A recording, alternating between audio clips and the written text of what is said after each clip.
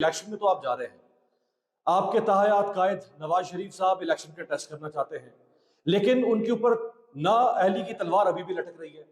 और बहुत सारे कानूनी माहिरीन की राय यह है कि नवाज शरीफ साहब को इलेक्शन लड़ने का अहल बनने के लिए आईनी तरमीम दरकार होगी, उसके अलावा नहीं हो सकता।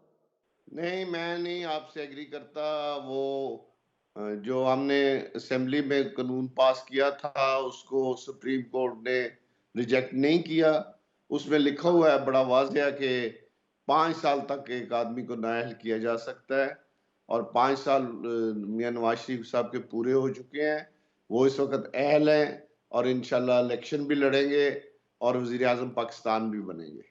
राजा साहब, जो आप ताहयात नाअहली वाली बात कर रहे हैं ना, ये जो फार्मूला आप पेश कर रहे हैं, इस फार्मूले से शायद ताहयात नाअहली वाला मसला हल हो जाए, लेकिन जो एहतसाब अदालत से सजा हुई है नवाज शरीफ साहब को, वो इतनी जल्दी खत्म नहीं होगी, या वो इस तरह खत्म नहीं हो सकती किसी पार्लियामेंट की कानून साजी से।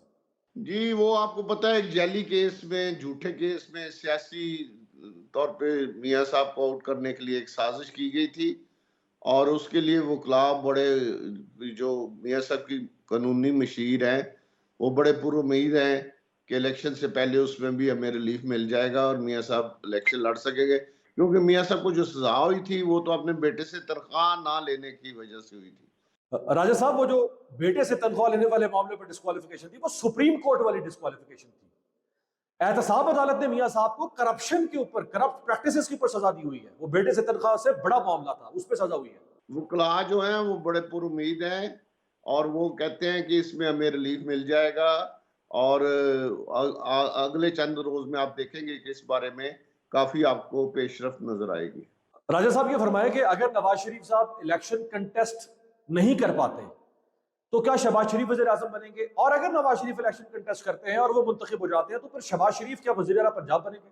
जी, मियाँ नवाज शरीफ साहब इंशाल्लाह वजीर आजम बनेंगे और वजीर आला का भी कोई फैसला नहीं हुआ, ना अभी किसी फोरम पे ये चीज डिस्कस हुई है। एक ही चीज डिस्कस हुई है जो पार्टी का फैसला है, जो शहबाज शरीफ साहब का फैसला है कि मियाँ नवाज शरीफ वजीर आजम के उम्मीदवार है। जरदारी साहब के साथ आपने काम किया है, पीपल्स पार्टी में आपने काफी अर्सा काम किया है।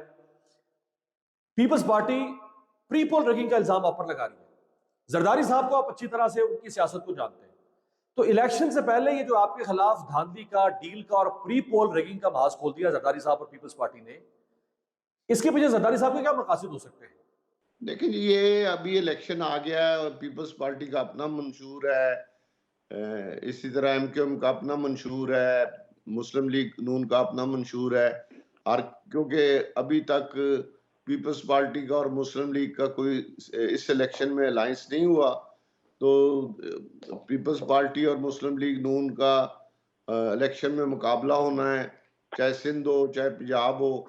तो एक दूसरे के बारे में बयानात में और सख्ती आएगी और तलखी बढ़ेगी और ज्यादा तेज जुमलों का इस्तेमाल होगा। ये तो फिर आप वही मुखबुका वाली बात कर रहे हैं ना, जो पीपल्स पार्टी और नून लीग पर इमरान खान भी कहते हैं और आपके बाकी मुखालिफिन भी कहते हैं कि आप दोनों इक्तदार के लिए एक दूसरे के गले भी पड़ सकते हैं और इक्तदार के लिए एक दूसरे के गले मिल भी सकते हैं। तो ये तो मुखबुका की सियासत करते हैं आप लोग। नहीं, इमरान खान ने जो हमेशा गालियां देने वाला तरीका रखा है, आज वो पछता रहा है।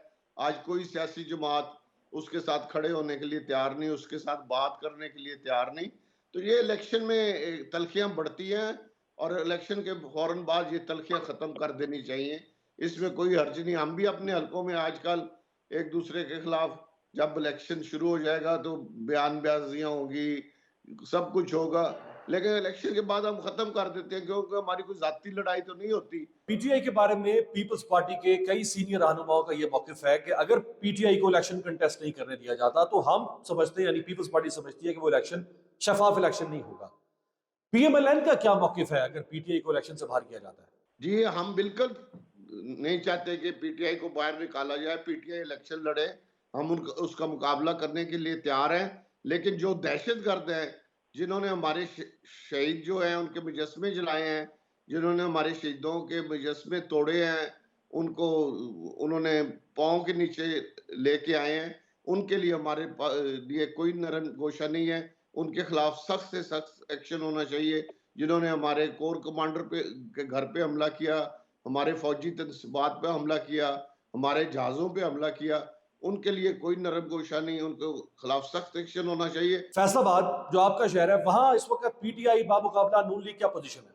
फैसलाबाद में जी पीटीआई के सारे लोग जो हैं मेन एमएनए के कैंडिडेट थे, वो तकरीबन सारे छोड़ गए हैं और प्रेस कॉन्फ्रेंस कर चुके हैं कि हम हमारा पीटीआई से कोई तल्लक नहीं। अगर कोई कैंडिडेट आते भी हैं, अभी तक तो उनका कोई कैंडिडेट फैसलाबाद में सामने नहीं है।